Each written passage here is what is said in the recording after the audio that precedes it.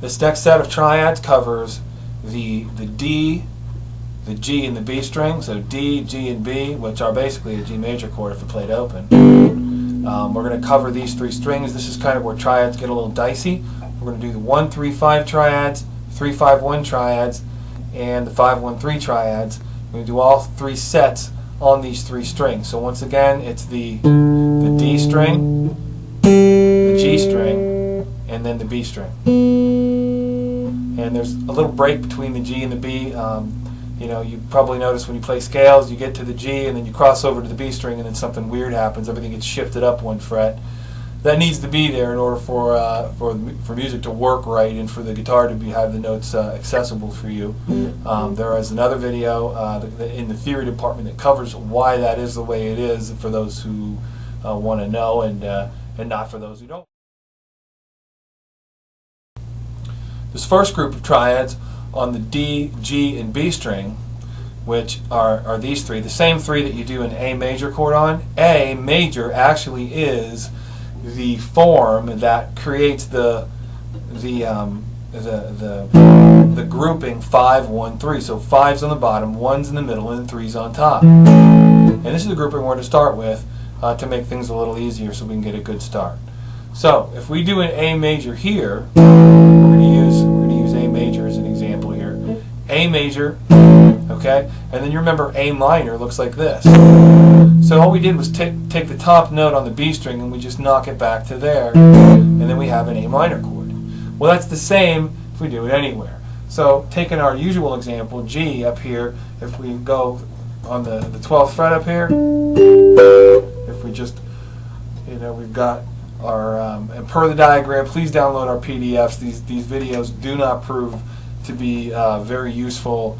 They are somewhat useful, but the PDFs will really clear things up of where I'm putting my fingers. So be sure to download the PDF that goes with this video.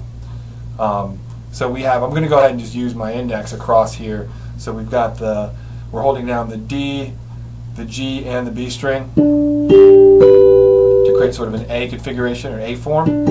Now all we do is take this top one and just knock it down to there, and voila, we have a G minor triad. So this is major,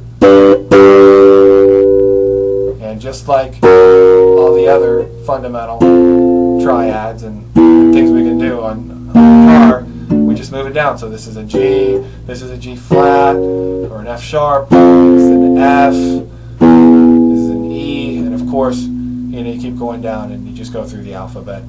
And if you do the minor version, and you do that moving down routine, it's just the same thing. So major is 1, 3, and 5, and then minor is 1, flat 3, and 5.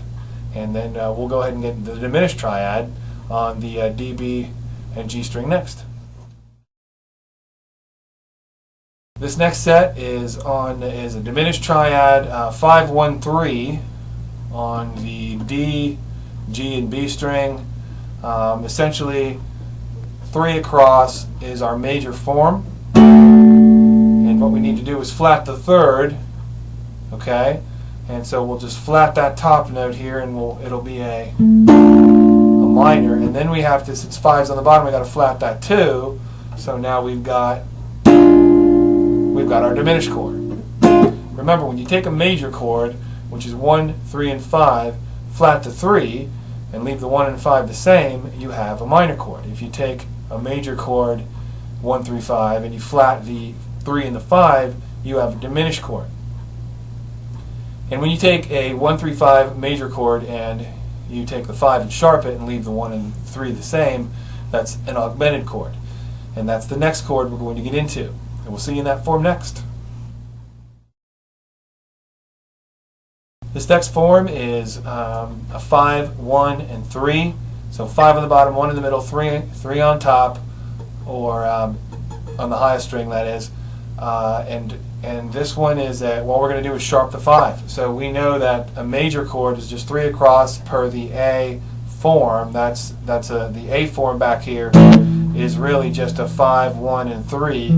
Now if we take the 5 which is on the bottom, and we just sharp that and leave the 1 and the 3 in the same place, that is an augmented A. So we just raise that tone.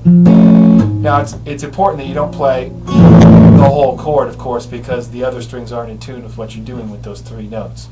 So you just want to trap just the 3 notes on the D, G, and B string, and then do your work from there with diminished and augmented and so on. And that's how you get your sound. Please review the PDF. It has each version in it. They're all G chords. G is sort of the key to play in. It's one of the most interesting and one of the most popular keys to play in, that and C and D as well. And those are covered. And there are exercises for strumming and so on. Please explore the site, take a look around, and don't forget to give us a call if you need us to help you. We're more than glad to assist you. Thanks for watching, and we'll probably see you in the next series. Take care.